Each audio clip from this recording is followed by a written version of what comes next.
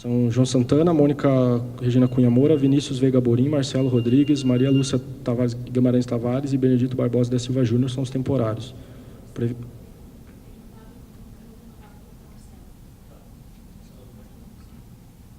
Maria Lúcia era funcionária do Odebrecht? Ela era secretária, a gente identificou, de Fernando Milhaço da Silva, de Luiz Eduardo da Rocha Soares e de Huberto Mascarenhas da Silva Filho. Então, ela tinha ligação direta com esses funcionários que compõem esse novo núcleo que a gente identificou. Ele é, se eu não me engano, é em questão de operações financeiras, estruturação financeira, alguma coisa assim, no departamento dele. Em relação à pergunta sobre Marcelo Odebrecht, gostaríamos de dizer que houve o pedido de prisão dele e que o doutor Sérgio Moro entendeu por bem não deferir. Vai comunicar os fatos às instâncias superiores e nós, ainda no Ministério Público, cremos que é realmente um fato que justifica a prisão, porque nós temos prova agora de obstrução às investigações da Lava Jato, dentro, inclusive, dos documentos apreendidos com Marcelo Odebrecht. Pedido de prisão preventiva. Oi, bom dia, Isabela da Rede Massa CBT. Queria fazer um pedido para vocês, para ficar mais claro. O senhor relatou no início da sua explanação os pagamentos que o João Santana teriam recebido que não foram declarados. Queria que ficasse claro quantos foram, qual é esse valor, e se o senhor da Receita sabe dizer quanto que ele recebeu oficialmente declarado em campanhas. Então, para a gente tentar fazer um comparativo. Quanto vocês estão investigando que não foram declarados e quanto oficialmente ele recebeu? Os dados do Citibank comprovam 4 transferências que somam 3 milhões de dólares. Isso seriam das offshores controladas pela Odebrecht. E dos VIS Cornic foram 9 transferências de setembro de 2013 a novembro de 2014, que totalizaram 4,5 milhões de dólares. Eu creio... Precisamente a gente não vai ficar devendo, mas se eu não me engano, declarado de comitês oficiais de campanhas, de diretório de partido, eu creio que são valores que superam 150 milhões de reais, no período que a gente tem a quebra de 2005 até a data das investigações. E porque é o período que a gente tem da quebra, foi 2005 até... Eu acho que são próximos de 190, eu não quero expressar, porque vocês vão ter acesso os valores quando for levantado o sigilo do procedimento, mas superam 150 milhões de reais, isso eu posso afirmar. Oi, bom dia, Rafael Neves, do jornal Metro. Eu tenho 2 perguntas também. A primeira é relativa à contrapartida, que no caso dos VI, né, a suposta contrapartida para justificar esses pagamentos seriam as plataformas, né, aquela P51. No caso da Odebrecht, foi já descoberto se houve uma contrapartida específica em contratos públicos da Petrobras ou o que quer que seja. E a outra pergunta é o seguinte, né, que o SVI, ele surgiu nas investigações já há algum tempo, né, e ele também é investigado por propinas com relação à Sete Brasil. Eu queria saber a respeito da Sete Brasil, né? Desde que o Barusco fez colaboração, já vem se avolumando indícios a respeito disso, e alguns representantes da Sete Brasil chegaram a fazer colaboração, como o João Ferraz. Em que pé estão essas investigações? Tem previsão para que ocorra uma denúncia? Como é que está a situação relativa à Sete Brasil? Em relação à primeira, já foram identificadas obras que a Odebrecht fez para a Petrobras que foram realizadas pagamento de propina. A gente não conseguiu vincular ainda precisamente se nesses depósitos que a gente identificou, até agora, porque a gente ainda acredita que devem existir outros valores, a gente não identificou com precisão a qual obra seria aquela contrapartida que você está falando, mas isso é objeto de apuração. Em relação a 7, não sei se o doutor Carlos... Em relação a Sete Brasil, nós temos uma investigação em andamento.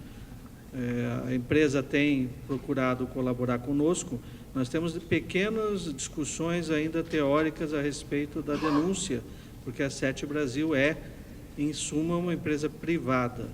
Então, mas nós temos indicativos claros de conexão com fatos envolvendo a Petrobras e com diretores da Petrobras. Então, eu creio que a denúncia não vai tardar.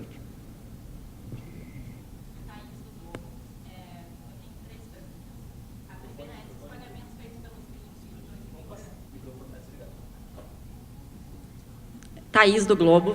3 perguntas. A primeira é se os pagamentos feitos pelos VI entre 2012 e 2013, 2013 e 2014 são relativos à campanha do PT, nesse período. A segunda é sobre esse dinheiro da Odebrecht para a Argentina, se vocês puderem especificar um pouquinho mais para quem que foi, em que contexto que isso aconteceu. E a terceira é a respeito dos executivos que estão lá da Keppel, que estão no exterior. Eles podem ser presos no exterior ou eles têm que voltar para o Brasil para eles serem presos? Em relação a se o dinheiro que os VI pagou se referia à campanha, repito que a gente não está investigando a campanha. A gente está apurando o porquê do João Santana receber dinheiro do SVI, e que tudo leva a crer por sua posição ligada ao Partido dos Trabalhadores. Como a gente identificou que outras pessoas ligadas ao partido recebiam recursos da Petrobras, a gente está tratando ele como mais um beneficiário desse recurso. Repito que a gente não está investigando a campanha. Eu não lembro tá. Como são fatos, a pessoa que possivelmente recebeu recursos aqui no caso da Odebrecht já é fato público. Se trata do que tudo leva a crer, se trata do ex-secretário de Transportes do governo federal da Argentina, Ricardo Jaime. Ele já foi condenado por enriquecimento ilícito, crimes contra a administração pública naquele país. E ele recebia vantagens devidas, pelo que a gente apurou em fontes abertas, isso a gente consultou em fontes abertas, ele recebia vantagens através de um assessor dele, que é a pessoa que trata, vocês vão ver nesses documentos quando ficarem públicos, é a pessoa que trata com a Odebrecht sobre a irregularidade no pagamento. Então, ele está cobrando o nome dessa pessoa é Manuel Vasquez, seria um assessor do ex-secretário Ricardo Jaime. E a última pergunta? Você perguntou se era da Keppel, né? A gente até então não tem indícios da participação de executivos da Keppel, mas ainda é objeto de apuração. Você perguntou sobre a situação de cumprimento como foram mandados de prisão temporária e só um deles de preventiva, a gente fez a opção por fazer a deflagração da operação e, nesse primeiro dia, dar uma oportunidade a que o procedimento que tem acontecido sempre na operação, de sermos procurados pela defesa desses investigados para os apresentar. Se isso não ocorrer, o fato natural aí é possivelmente a conversão em preventiva e a difusão internacional para captura no exterior mesmo. Exatamente o que ia perguntar. Quais foram cumpridos, doutor, os mandados de prisão efetivamente cumpridos? Efetivamente cumpridos, a gente tem os Vis Kornick, que é a preventiva, e o Vinícius Veiga Borim, o Marcelo, se eu não me engano, acredito que, não sei se está sob nossa custódia ainda, não estava até o início da coletiva, e a Maria Lúcia Guimarães Tavares já está sob nossa custódia. Então, permanecem no exterior Benedito, João Santana e sua esposa, e Fernando Miliaço da Silva.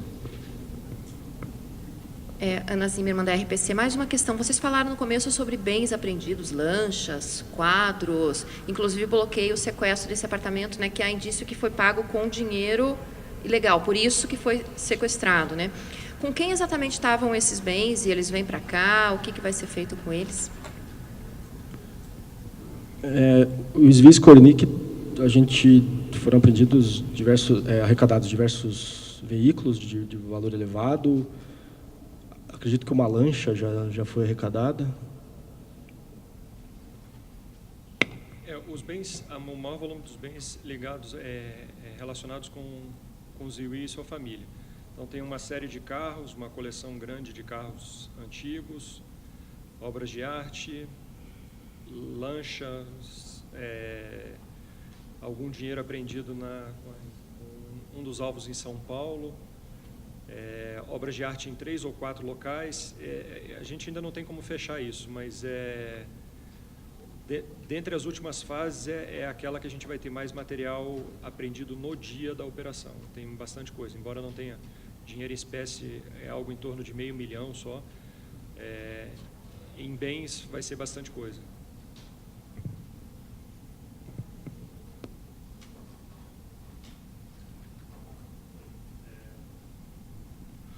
Olá, Lucas, Folha de São Paulo.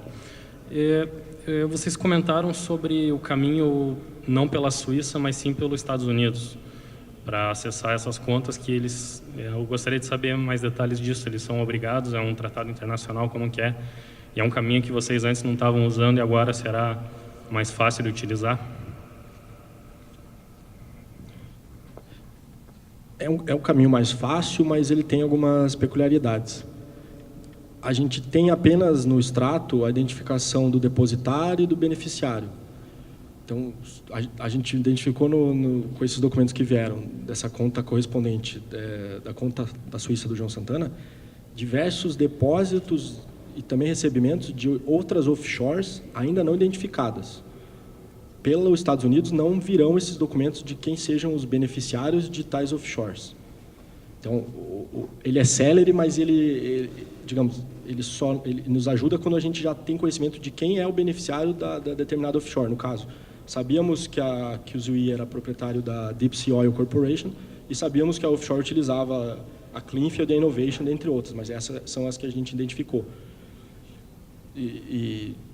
Não sei, é um meio célere, mas como eu disse, tem essa questão que se a gente não souber já de antemão a quem pertence aquela offshore, a gente não consegue, pela instituição intermediária, identificar o beneficiário. A gente tem que buscar os dados do beneficiário, do nome da offshore, como beneficiário ou depositário do valor. Então, no caso, os extratos, só para finalizar, os extratos, além de indicar o nome, indicam a instituição financeira que aquela offshore tem a conta. Então, se a pessoa recebeu dinheiro de uma offshore na Suíça, para identificar de quem é aquela offshore, a gente teria que pedir para a Suíça.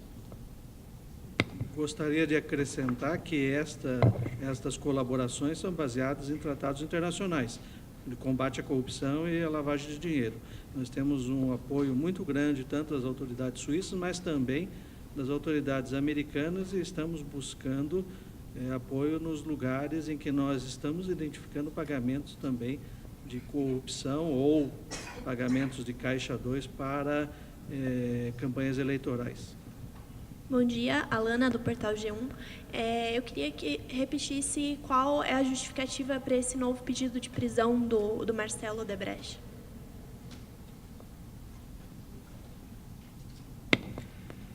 Em relação a Marcelo Odebrecht, foi identificado nos documentos apreendidos, basicamente nas anotações da agenda dele, informações de transferência de funcionários da Petrobras para o exterior. Essas transferências foram confirmadas. Algumas das pessoas hoje, objeto de mandado de busca e também de prisão temporária, eram pessoas que foram transferidas pela Odebrecht para o exterior. 2 deles, funcionários da Odebrecht, nós identificamos que a empresa não somente pagou a transferência, como também os auxiliou a conseguir os documentos e autorização, os vistos com o governo americano. Então, nós temos bem claramente uma atividade de retirada dessas pessoas do alcance da justiça brasileira, o que caracteriza a obstrução às investigações da Lava Jato. Oi, Isabela, novamente. Plataformas pela Keppel para a Petrobras, né? P51, P52, P56, P58 e P61. Além do casco da plataforma P53. Os valores, você tem que me desculpar, eu não vou saber de cabeça, mas está nos documentos que virão a público.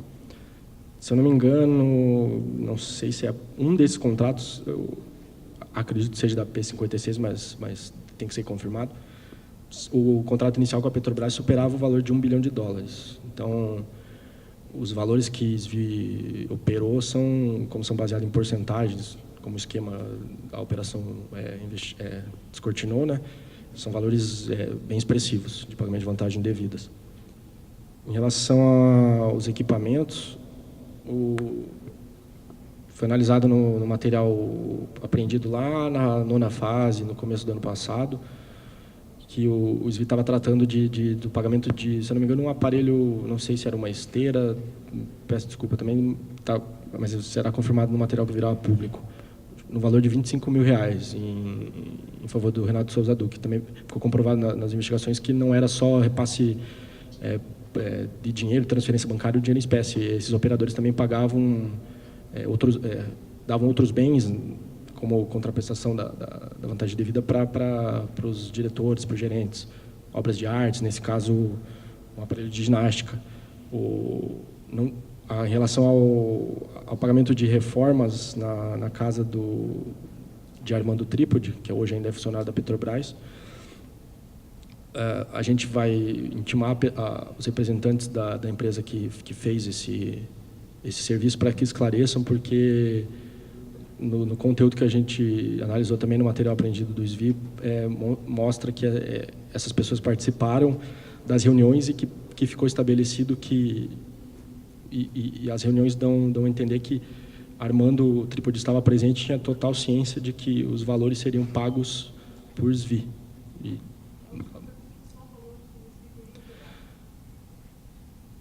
Eu não consigo te precisar. Só, por exemplo, como eu disse, no período em que ele recebeu a carta da Mônica, a gente percebeu que ele fez pagamentos para eles de 4,5 milhões, ele tinha celebrado um contrato para pagamento de mais e para pagamento de mais 5,6, ali mais de 10 milhões de reais numa operação, e Barusco fala que ele intermediou o pagamento de vantagens devidas desde 2003. Então, a gente acredita que agora a gente vai conseguir identificar outros pagamentos, porque a gente não identificou um dos pagamentos dele para Renato de Souza Duque nas offshores.